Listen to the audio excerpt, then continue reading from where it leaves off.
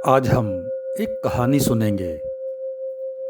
एक सम्राट बूढ़ा हो गया था।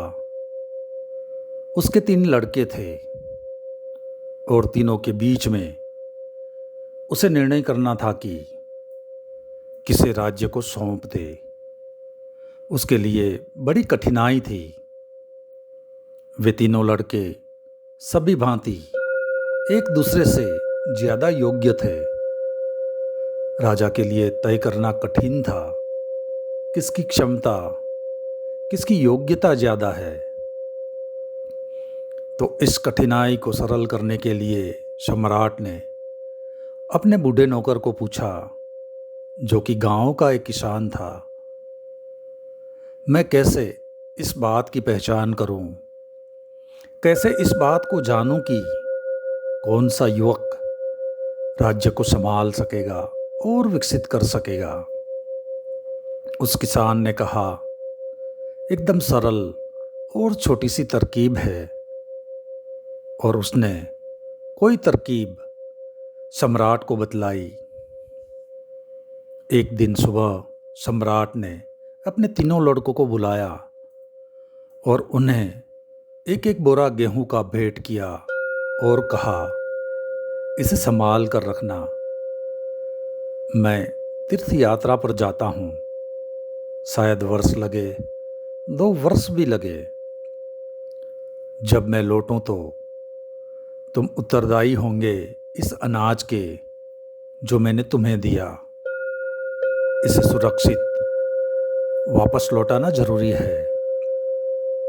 यह दायित्व सौंपकर वह सम्राट तीर्थ यात्रा पर चला गया। बड़े लड़के ने सोचा, गेहूं को संभाल कर रखना जरूरी है। उसने तिजोरी में गेहूं बंद कर दिए और भारी ताले उसके ऊपर लटका दिए ताकि एक भी दाना खो न जाए। और पिता जब लौटे तो उसे पूरे के पूरे दाने वापस किए जा सकें। उससे छोटे भाई ने सोचा, दाने तिजोरी में बंद कर रखूंगा, पता नहीं पिता कब तक आए। सारे दाने सड़ जाएंगे, राख हो जाएंगे, तो मैं उनको क्या लौटाऊंगा।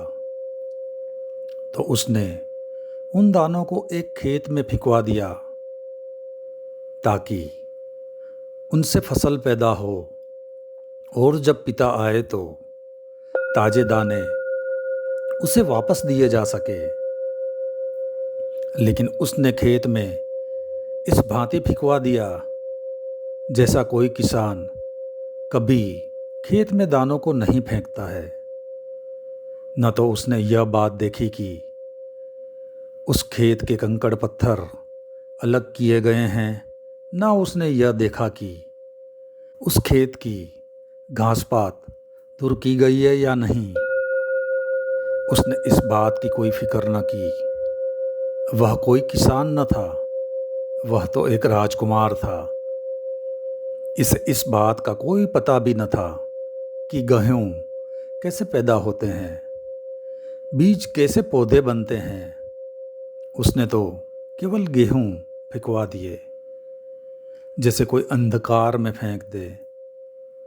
और जहां फिकवा दिए, न तो उस जमीन की जांच की गई कि वह जमीन कैसी थी, वहां अनाज पैदा होगा या नहीं होगा, वहां जो घास पात है पैदा हुए अनाज को वह समाप्त कर जाएगा, इसका भी कोई ख्याल नहीं रखा गया।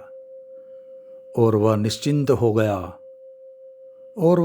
हो गया कि पिता जब आएंगे तब नए दाने वापस किए जा सकेंगे।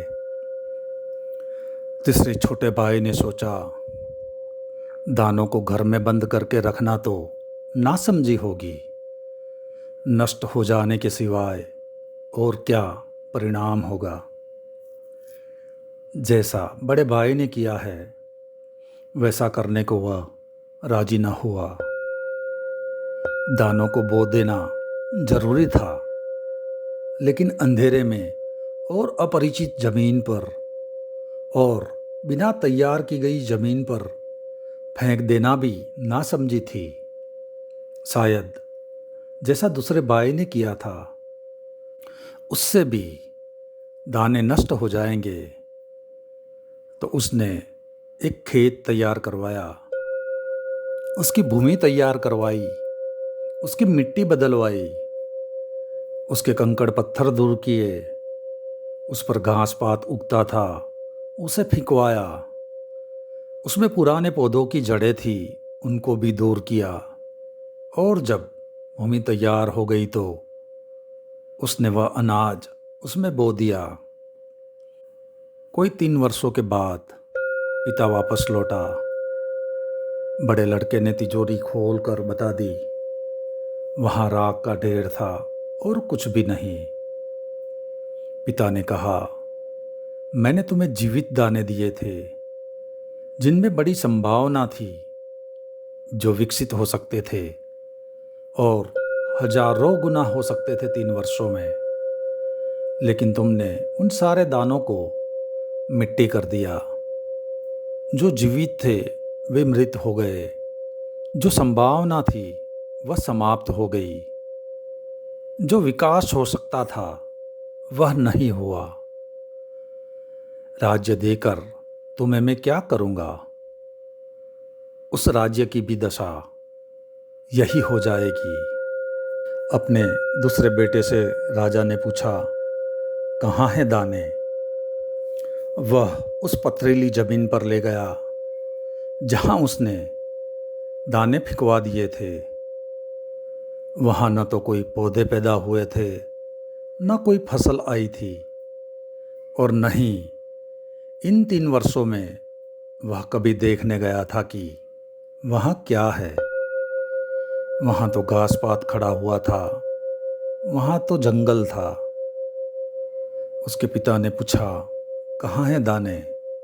उसने कहा, मैंने तो बो दिए थे, उसके बाद मुझे कोई भी पता नहीं। पिता ने पूछा, कैसी जमीन पर बोए थे? उसने कहा कि यह भी मुझे पता नहीं, इसी जमीन पर फिकवा दिए थे। सोचा था, जब जमीन पर बिना बोए इतने पौधे पैदा होते रहते हैं, इतने वृक्ष, इतना घास पात भगवान पैदा करता है, तो क्या मेरे दानों पर थोड़ी सी कृपा नहीं करेगा? इतनी बड़ी जमीन है, इतना सब पैदा होता है, तो मेरे दानों पर भगवान कृपा नहीं करेगा? लेकिन भगवान ने कोई कृपा नहीं की। वे दाने सड़ गए होंगे, दब गए होंगे, उनमें अंकुर भी नहीं आए होंगे, और हो सकता है अंकुर भी आए हो तो उनकी जड़ें न पहुंच सकी होगी जमीन तक, पत्थरों ने रोक ली होगी। हो सकता है उनकी जड़ें पहुंच गई हो तो वे घास पात में कहाँ खो गए होंगे। किसको क्या पता था? न उनकी पहले से भूमि तैयार की गई थी और न पीछे उनकी कोई रक्षा की गई थी। उसके पिता ने कहा, राज्य तुझे भी देने में असमर्थ हूँ, क्योंकि जो बीज बोने के पहले यह भी नहीं देखता कि भूमि तैयार है या नहीं, वह राज्य के साथ क्या करेगा, यह भी मैं विचार कर सकता हूँ। उसने अपने तीसरे लड़के को पूछा कि क्या हुआ। लड़का उसे खेत पर ले गया। जितने दाने पिता दे गया था, 3 वर्षों में हजारों गुना फसल हो गई थी। फिर बड़ा से बड़ा होता गया था। हर वर्ष जितना पैदा हुआ था उसको उसने फिर बीज के रूप में प्रयोग किया था। पिता देखकर हैरान हो गया। एक लहलहाता खेत खड़ा हुआ था जिसमें जिंदगी थी। हवाएं जिसकी सुगंध को दूर तक ले जा रही थी। सूरज की रोशनी जिसके ऊपर चमक रही थी और प्रसन्न भी हो रही थी।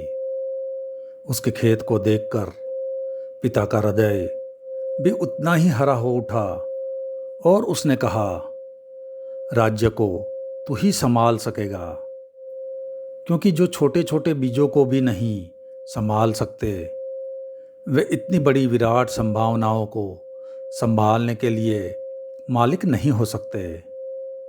वह राज्य उस छोटे लड़के को दे दिया गया।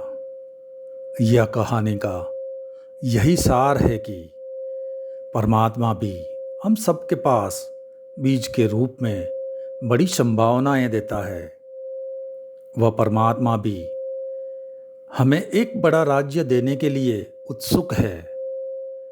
उसकी भी बड़ी गहरी आकांक्षा है कि हमारे जीवन में हरियाली हो, जीवन हो, किरण हो, खुशी हो, आनंद हो, और हम सबको वह बराबर संपत्ति दे देता है कि तुम इसे बढ़ाओ और विकसित करो।